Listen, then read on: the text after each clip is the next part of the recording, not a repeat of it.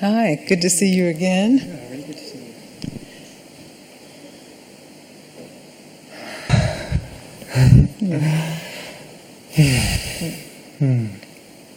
Thank you.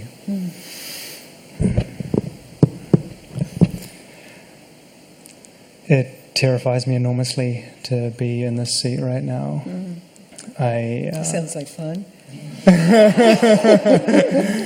A little bit. Actually, Yeah, I'm less terrified now than I was sitting in that seat about to come up. That's right. It's the thought of terror, Yeah. not the reality of it. There's a very, very frequent experience for me of oscillating between two realities.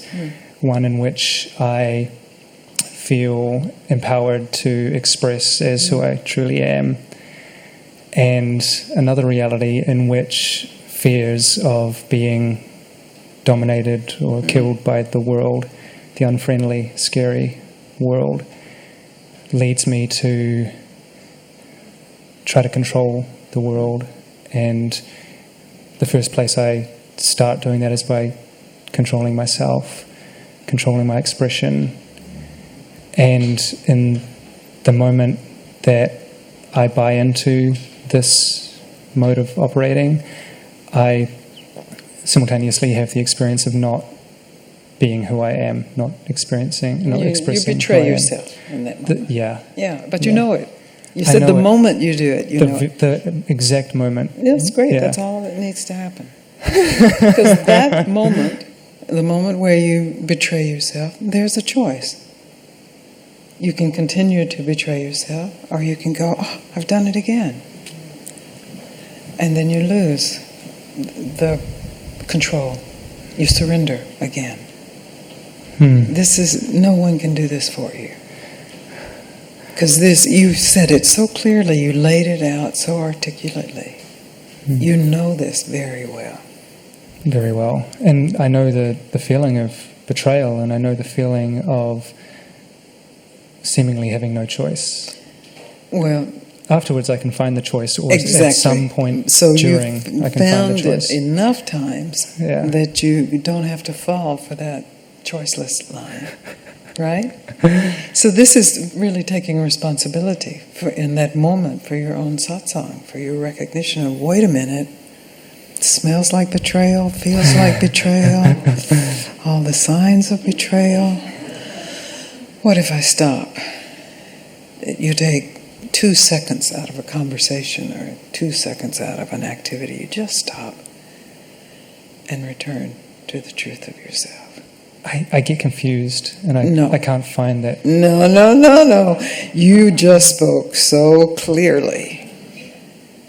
So clearly. Confusion is like a red herring. It's a way of me giving up responsibility So you know for that that. choice. I know that completely. So that's it. That's what you have to say. So when you are confused, that's a sign that there's fear, and you're using the confusion to avoid actually experiencing the fear.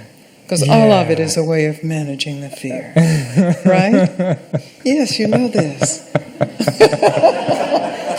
And so it feels so good, to be busted on that. To actually, oh my God, that's right, to be busted. Yeah. And then you take responsibility for busting yourself. Oh my God, I did it again. That's like any addict, you reach for a cigarette or a drink or whatever it is, and you go, oh no, how did this happen? And you put it back down, and then you feel whatever it is that was going to save you from. And in your case, it's strength of control. Just in a moment. Your choices may be the same choices, but they'll be coming from spaciousness rather than this idea of controlling and managing fear. I want to integrate this conversation as fully as possible right now. You can't. Don't worry about integrating. It will integrate itself.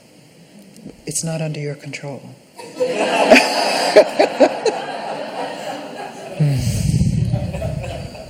It's surrender. Then the integration is natural, because this is your nature.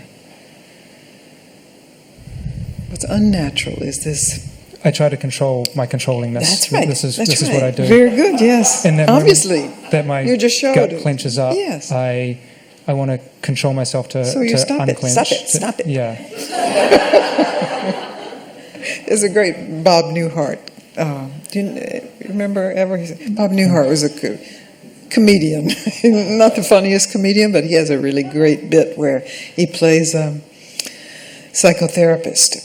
And the stuff I have seen this. So he charges $1. And it's like, whoa, $1. He said, well, it only takes 5 minutes, And so the person goes through their long story, and his therapy is, stop it. Just stop it, stop it, stop it, stop it. But stop it, stop it. So, yes, you're laughing because you get that. Yeah. It's finally that simple and that challenging, of course. It's a challenge of your lifetime. Because conditioning is powerful, and this type of conditioning is about survival. So, and it works for survival. But you want something more than just survival. You Absolutely. Want to live. Yeah. You have survived. You want to live fully. Yes, I support that completely. In that moment that I buy into this potential victimization or whatever the case may be, I pretend that I'm not powerful anymore. That's all you need to do. Yeah. And then you're not I need powerful. to find power. And and then you have to search for power. Yeah. Be not powerful. Oh, there's nothing more delicious than recognizing the powerlessness of being. We know that in a moment we cannot be. That's reality. And in a moment, if you're a certain age, you recognize in a moment, that moment's coming. And it gets really fast. After 50, well, you said you were 35, so a few more years, you'll see it's coming really fast. It's coming really fast. So how precious each moment. How precious this lifetime. But when it's about power and this war between power and powerlessness, it's in the mind rather than in the experience of surrender. Thank you. Beautiful. So clear. Yeah. And I'm choosing not to try and get something that is some other tool that I can use in that moment. Yes, don't to save disrespect me. me. And yourself in this moment. Yeah. Because it's me. I choose. Yes. Choose truth then. Good. Thank you. I'm glad you came up. Good. Did you show everyone this? Yes, they can see you. I think it was meaningful for people to. It's clear delineation. Betrayal. And redemption. In the recognition of betrayal, there's the choice of redemption. Coming home. Being true. Not to mention how good it feels. What a surprise, how good it feels. Thank you.